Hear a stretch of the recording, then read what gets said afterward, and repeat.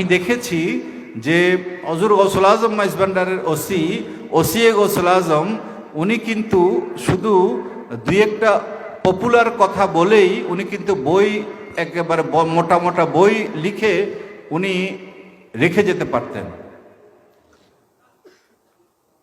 উনি সেই পপুলিস্ট পথে হাঁটেননি, উনি পপুলার হওয়ার, জনপ্রিয় হওয়ার সেই রাস্তা উনি হাঁটেননি। বরঞ্চ আপনারা জানেন ঔষধ কিন্তু তিতা হয়, আপনাকে ঔষধ খেতে হলে একটু তিতা সহ্য করতে হবে। সারাক্ষণ শুধু মিষ্টি যদি আপনি চান আপনার কিন্তু ডায়াবেটিস ক্ষতি হয়ে যাবে। তো ওসি গৌসুল আজমও অত্যন্ত চাঁচাছোলাভাবে, স্পষ্টভাবে ইসলামের যে নীতিমালাগুলো আমাদেরকে পরস্পরের সাথে বেঁধে রাখবে এবং একসাথে সমস্ত মানব জাতিকে, শুধু উম্মাকে নয়, মানব জাতিকে বেঁধে রেখে সমস্ত মানব জাতিকে সামনের দিকে সফলভাবে অগ্রসর হবে, সেই ইসলামী দিক নির্দেশনাগুলো উনি বেলায়েতে মুতলাকায় এনেছেন।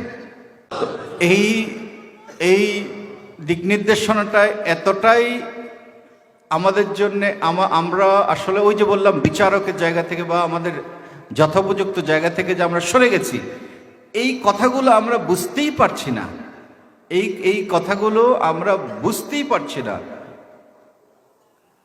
এটা বোঝানো কষ্টকর হয়ে গেছে। এবং ফলশ্রুতিতে আমরা দেখেছি একটি অত্যন্ত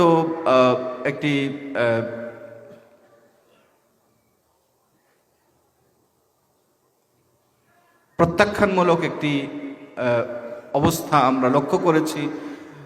কিন্তু আমরা দেখেছি, আনন্দের সাথে দেখেছি, যখনই আমরা এর একটি ব্যাখ্যা বিশ্লেষণ, আমরা এর কোন দৃষ্টিকোণ থেকে বেলায়েত মুতলাককে দেখলে বুঝতে পারা যাবে, এটির ব্যাপারে যখন একটি পুস্তক আমরা যখন প্রকাশ করেছি, কিছু পয়েন্ট আমরা দেখিয়ে দেওয়ার চেষ্টা করেছি, তখন আমরা দেখেছি যে এই দৃষ্টিভঙ্গি কিন্তু প্রত্যাখ্যানমূলক দৃষ্টিভঙ্গি আলহামদুলিল্লাহ পরিবর্তন হয়ে গেছে।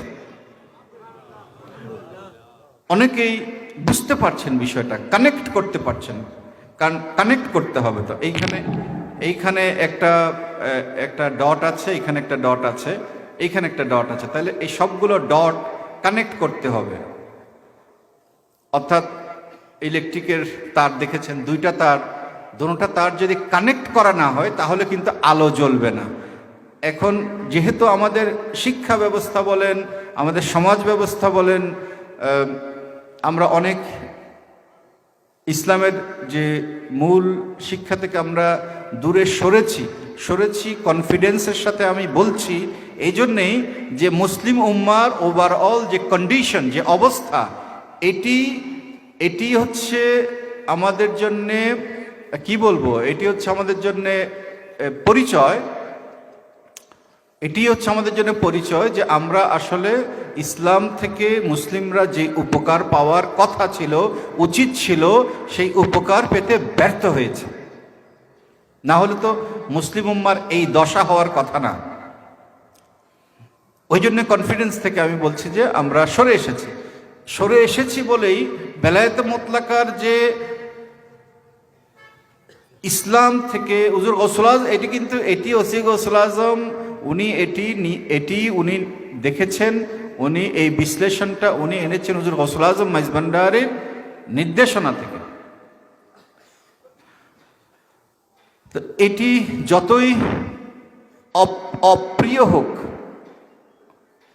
সত্য কথা উনি বলেছেন, সত্য কথা লিখেছেন।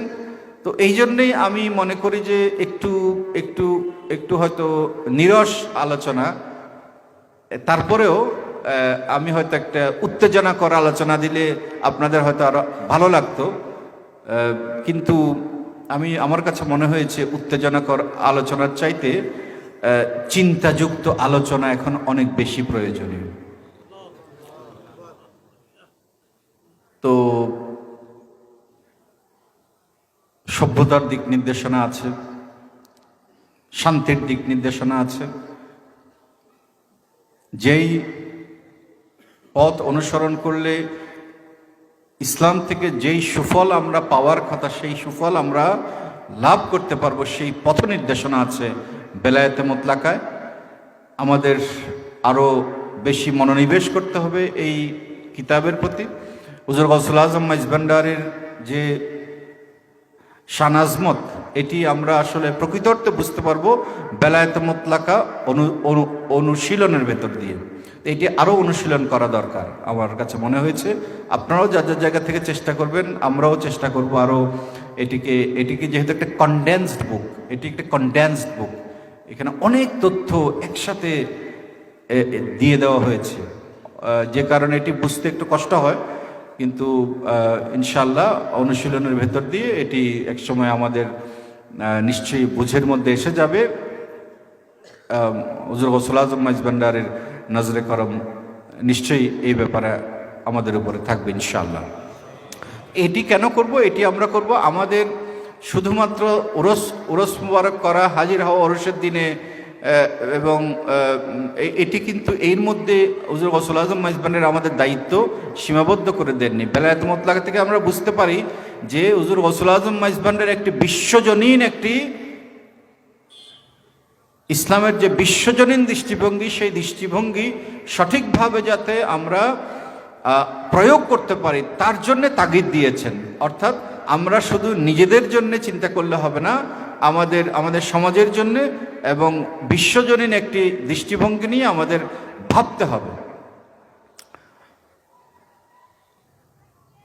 তো যেই রত্ন আমাদেরকে দিয়ে গেছেন, সেই রত্নের যাতে আমরা কদর করতে পারি, সেই রত্নকে যাতে আমরা ঠিক মতে আমরা যাতে উপস্থাপন করতে পারি, তার জন্য একটি প্রস্তুতিরও দরকার আছে। তো আমরা সেই প্রস্তুতির দিকে ইনশাআল্লাহ মনোনিবেশ করব আশা করি, এবং সামনের সময়গুলোতে আমরা সেই দিকে নিজেদেরকে খেয়ালে রেখে কাজ করব, কর্মসূচি সেভাবেই দেব। আমার মনে হয়েছে যে ইসলামের যে বৈশ্বিক যে আমাদের নৈতিক অথবা আধ্যাত্মিক নৈতিক যে সংকটগুলো হয়েছে, এগুলো একটি সমাধান বেলায়েত মুতলাকার ভেতরে আছে। আমরা একটু কষ্ট তো করতে হবে, একটু যদি আমরা কষ্ট করি, একটু পরিশ্রম করি, একটু মনোনিবেশ করি, তাহলেই আমরা সেই হুজুর গৌসুল আজম মাইজভান্ডারের মিশনকে, ওসি গৌসুল আজম বলেছেন, যদি তুলে ধরা যায় উপযুক্তভাবে তাহলে বিশ্বের চোখ এই দিকে ঘুরে যাবে। এবং আমরা দেখেছি তাই হয়েছে। আমরা তুলে ধরতে পারিনি, এটি আমাদের দুর্ভাগ্য, কিন্তু আমরা দেখেছি বেলায়েত মুতলাকা যে দৃষ্টিভঙ্গি বলা হয়েছে তাওহীদে আদিয়ান, আমরা দেখেছি যে এই যে ফুটবল বিশ্বকাপ কাতারে যে যেদিন শুরু হয়েছে, যে কুরআনুল কারীমের যে আয়াত শরীফ